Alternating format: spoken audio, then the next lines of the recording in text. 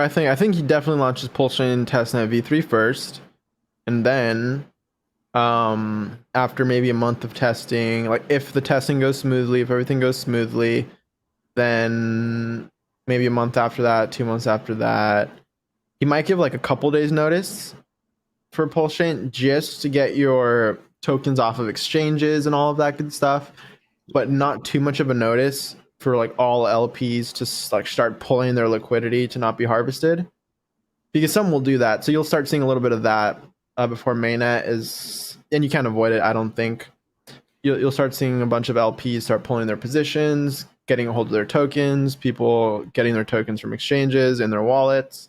Then mainnet happens. There'll probably be like a tweet that gets like 10,000 likes or something crazy by Richard.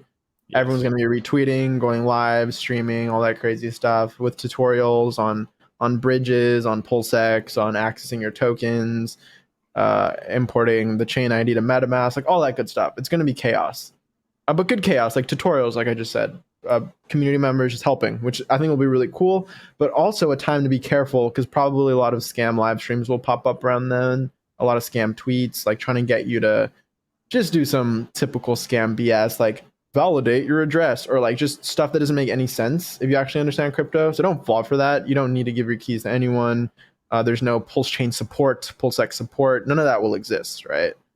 So just kind of a disclaimer out there for the people, because not everyone is seasoned in crypto as some of us, but that'll happen. Who knows what price will open at, but I'm sure there will be a lot of PLS versus PLSX ratio trading, even Hex PLS and Hex PLSX ratio trading. I think a lot of people will probably trade some of their stables into something like Hex prior to launch, just in the fear that their stables may be invalidated or worthless. We've seen recent ETH forks with kind of worthless copied over stables. So it begs the question, right? Like, what's your pre-fork strategy with your stables? Especially people who are, if you're a smart market participant and you sold pretty much any time in the last, 12 months for most cryptos, you probably did good, right? You're sitting on a better position in relative terms. And so you might be sitting on stables. So this is a question a lot of whales will have to be asking themselves. Yeah, I do think Hex it makes sense given that it's the same founder. It's like it might have more liquidity than the rest in terms of a good store of value going into the fork.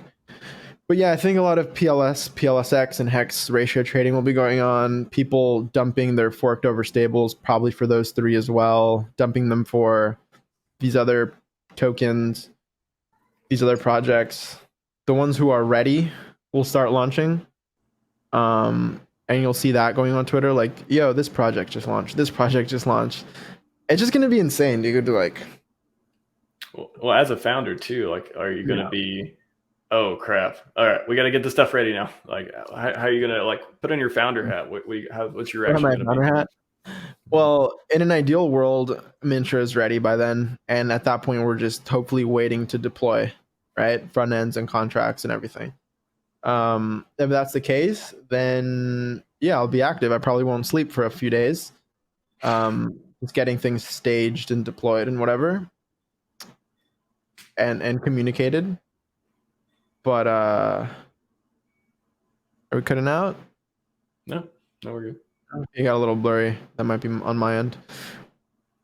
But from a founder perspective, it's just letting people know what's happening, make sure people are safe, and just getting the news out there. I think a lot of streamers, including myself, will probably start coming back because there will be things to talk about, like new charts to look at, things other than like, oh, we're still in the bear market, like more to talk about, more to do.